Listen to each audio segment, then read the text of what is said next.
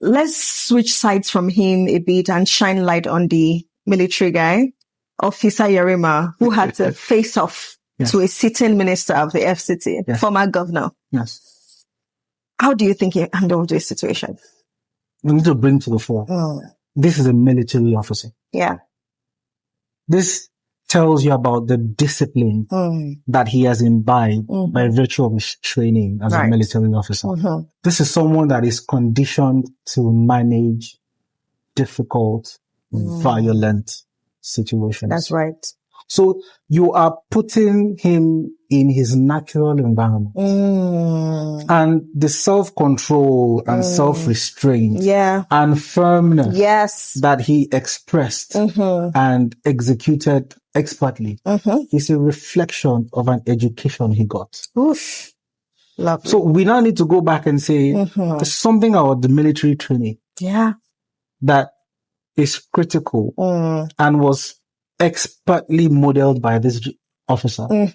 That discipline brings something. And on the other side, indiscipline also brings something. Hi, so good to have you on Simi Solve podcast, and we're so excited to have a phenomenal man like Aine Khan with us today. Before we go into the depth of the conversation, and we have a lot of wonderful things to talk about today, let's start with some icebreakers. Sure. Coffee, tea, or something stronger? Generally tea. Okay. I think I'm naturally hyped. Right.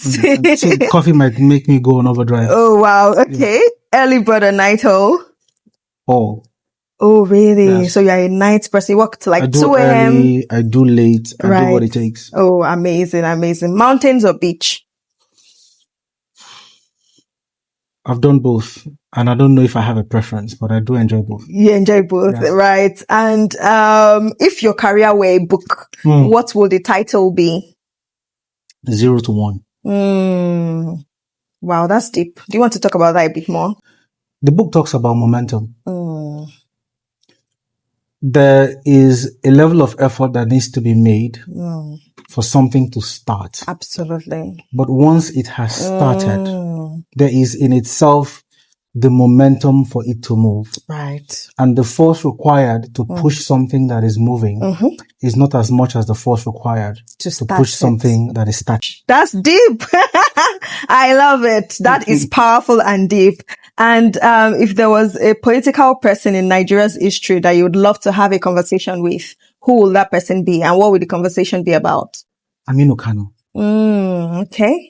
He had an incredible ability to connect to people in a way or in ways that other politicians couldn't really do.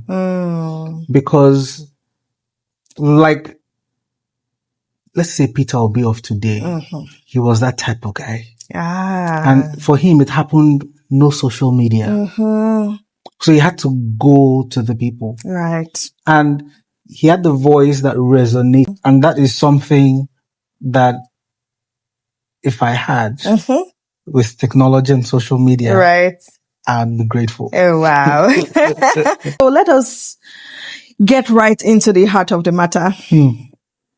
Wike and the military guy. I saw that video and I was like, what do I even make of this? You know, and maybe we should start from there. What was your impression when you saw that video? I was angry. I thought it was an unnecessary distraction to the nation at this time. Right. For a country that is really happy with content, that was content almost designed to distract, absolutely. Right. There are very many way more important things that we could have been talking about. Absolutely. But because an adult decided to make a decision,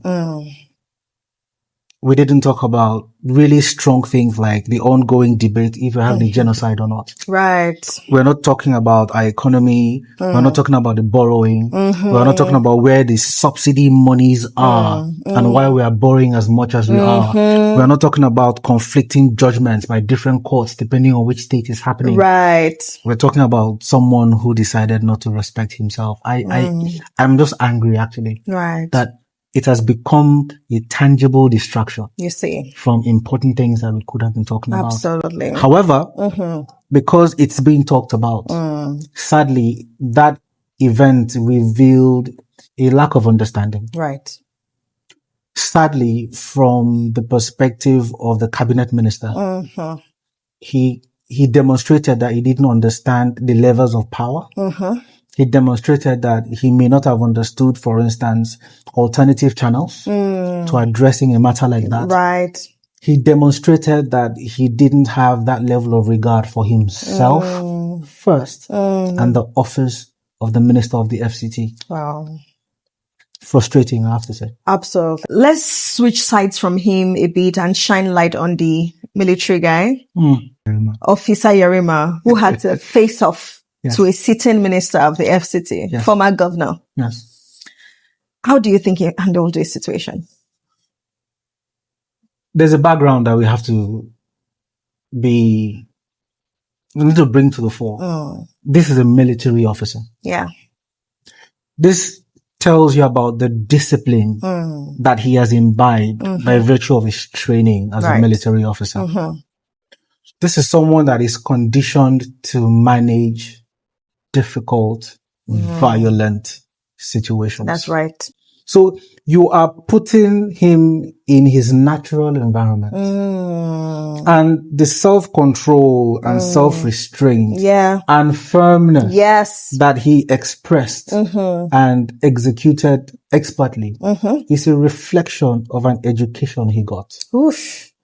Lovely. So we now need to go back and say there's something about the military training that is critical and was expertly modeled by this officer.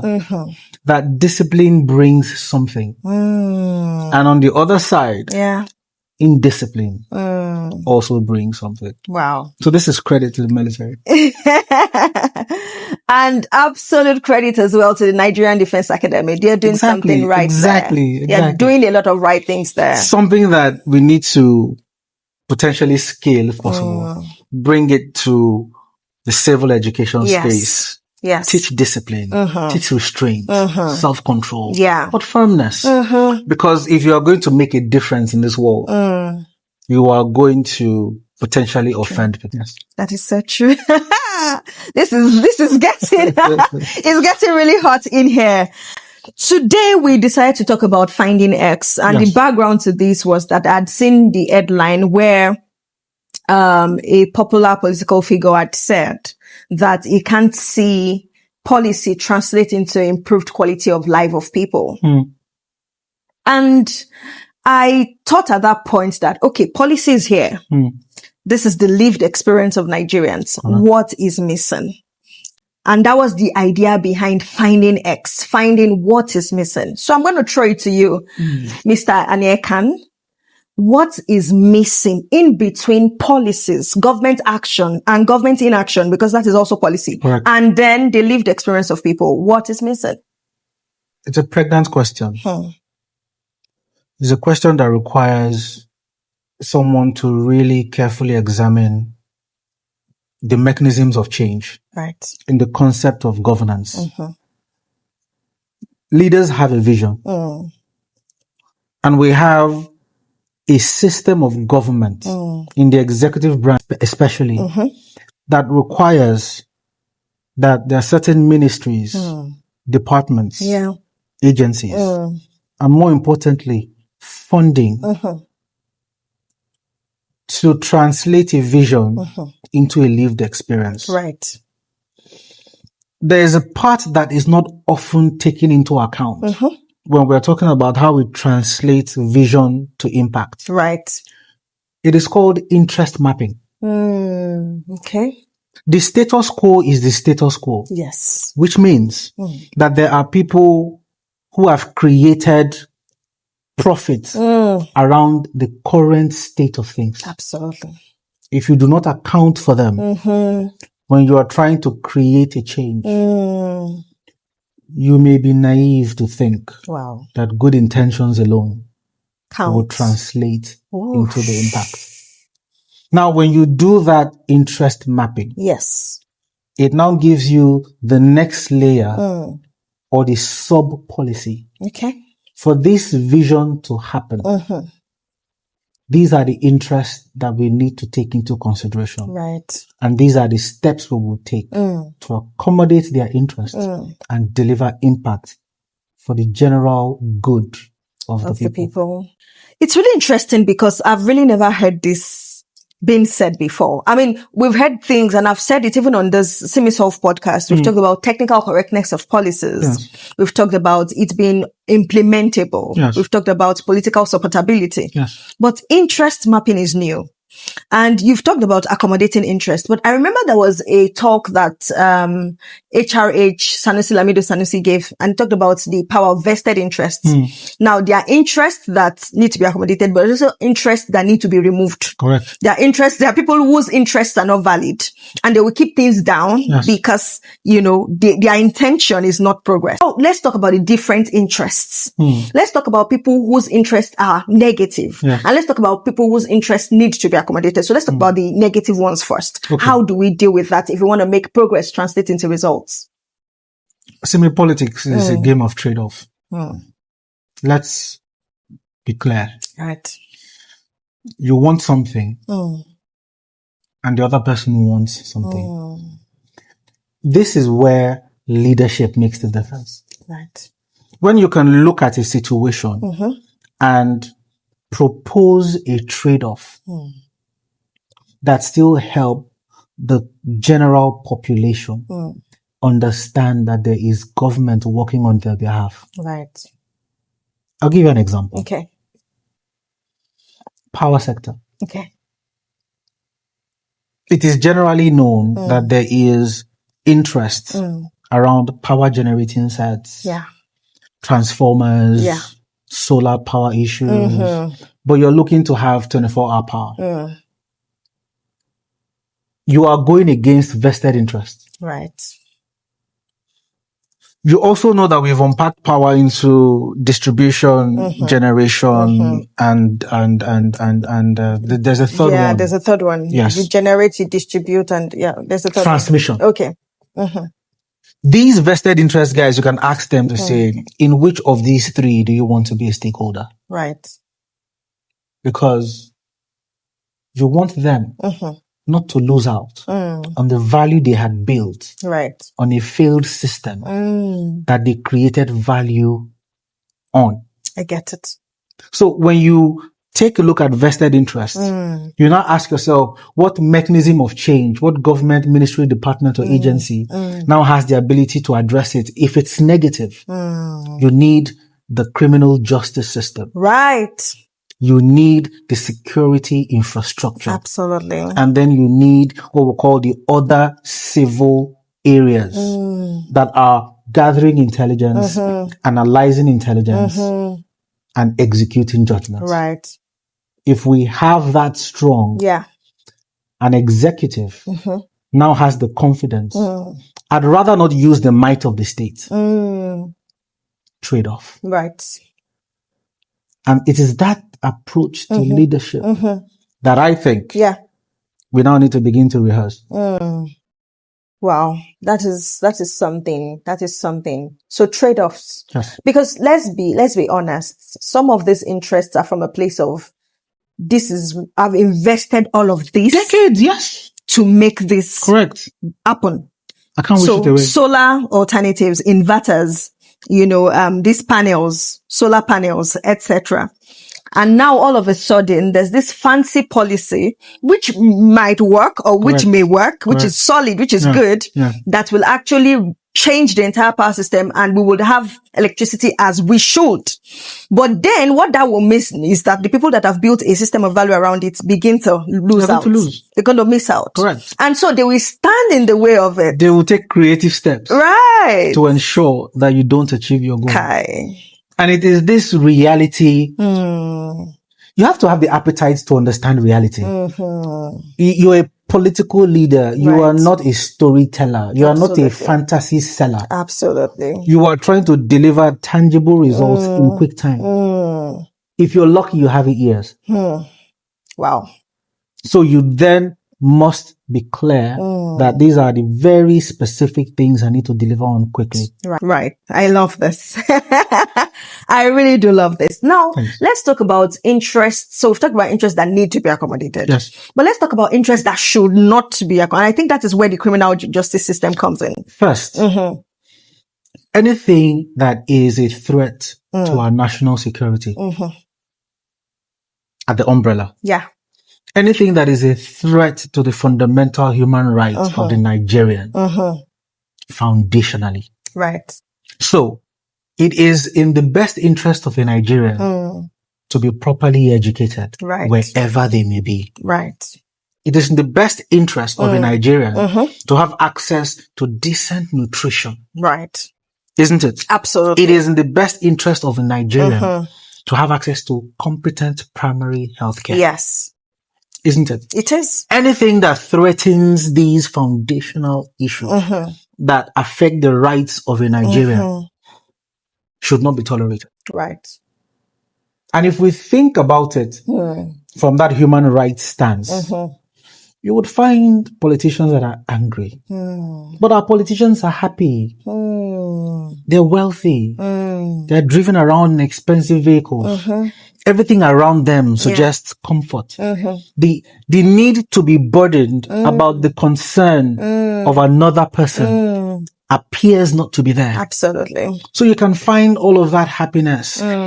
Rather, if you know that there's someone somewhere in a local government X or Y or Z across the expanse of the nation called Nigeria, that his education may be threatened, which is influenced by the quality of nutrition, because nutrition affects the mind. Of course. And access to decent health care. Absolutely. If there is any Nigerian that may not have these three, politicians should be mad.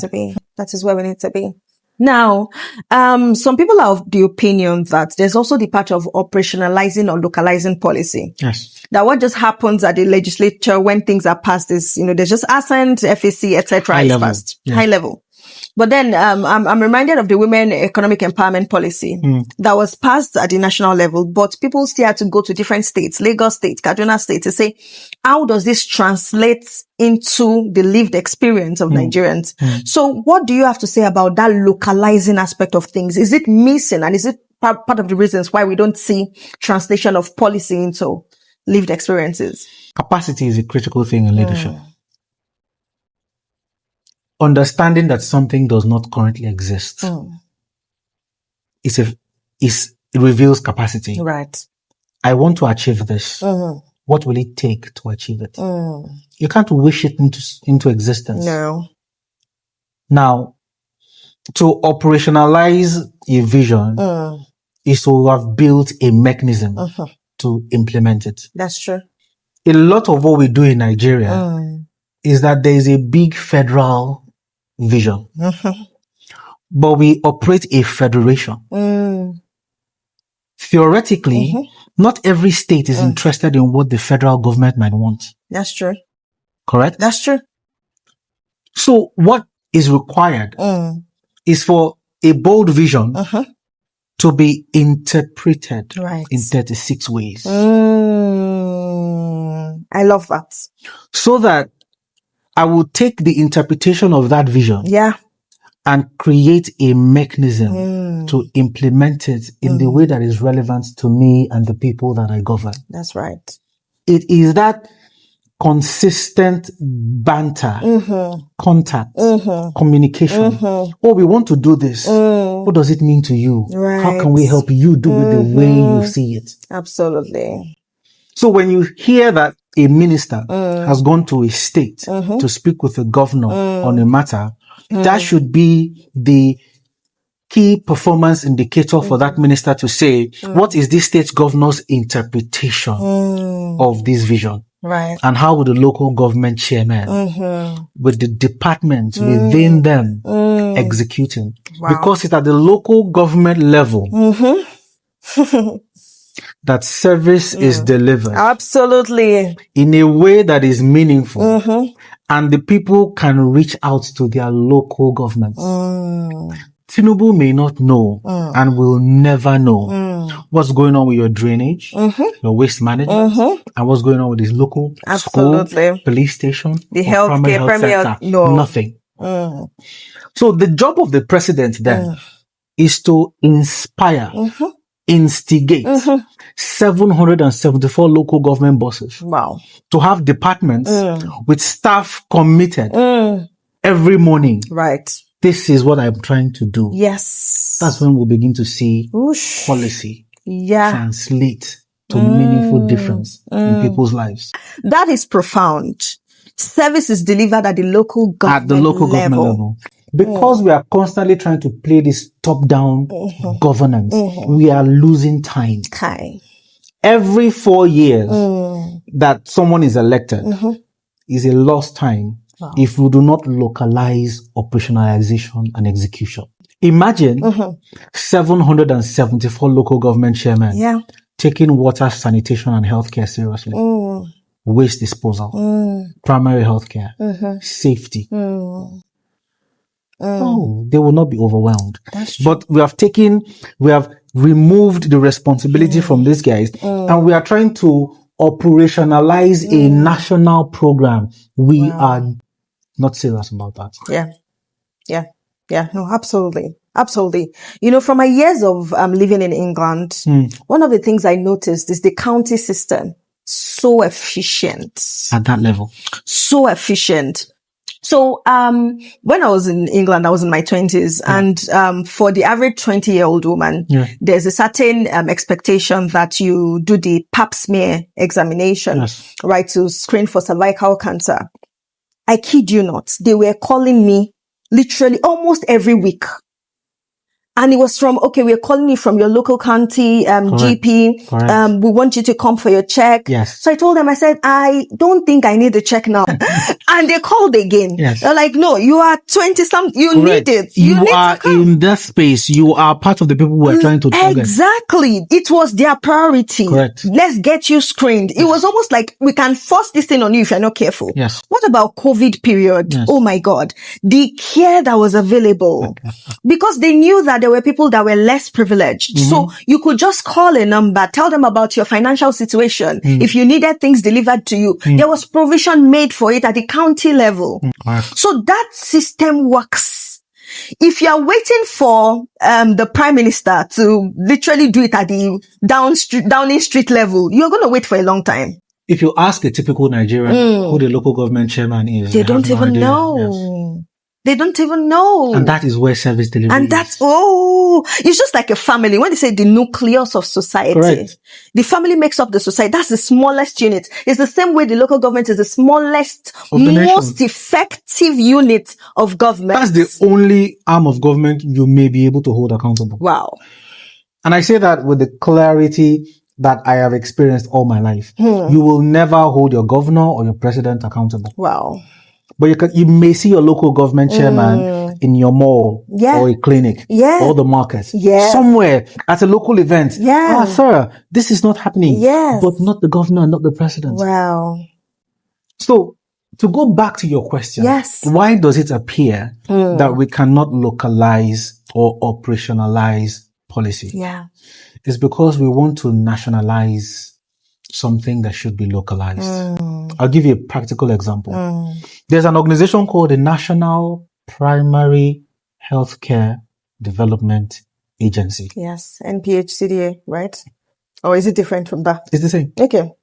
What will someone in Abuja know about the primary health center in my village? Nothing. Worse than nothing. You say. Worse than nothing. You say. Because if he knew nothing, he would do nothing. But they are acting on what they do not know. Wow. That's worse. Wow. What ideally should have is a state primary healthcare development agency and local government primary healthcare boards executing primary healthcare. So you know the number of primary healthcare GPs you need. Yes. Community health extension workers. Yes. Environmental health officers. Yes. etc. These guys are on the payroll of the local government and they have a small catchment area to provide decent, excellent service for. Right. But we have this huge National Primary Healthcare Development Agency creating policy for Lagos and creating policy for Yobe. How do they relate? Wow.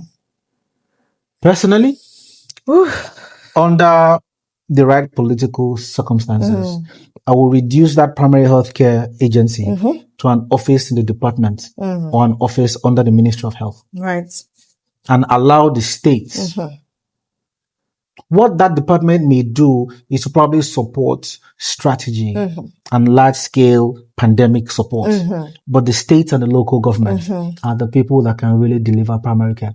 That's an example of making an operational department. You're making it a visionary thing. And we're not going to have results that way. Wow. Wow.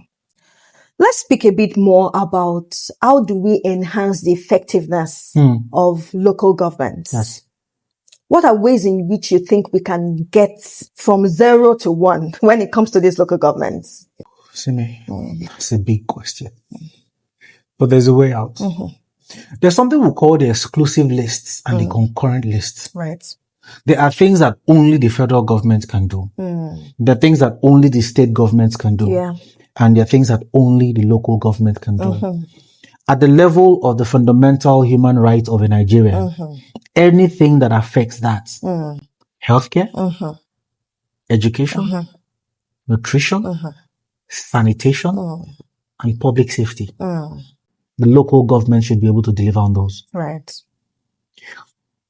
Use data to make financial and other resources available to the local government.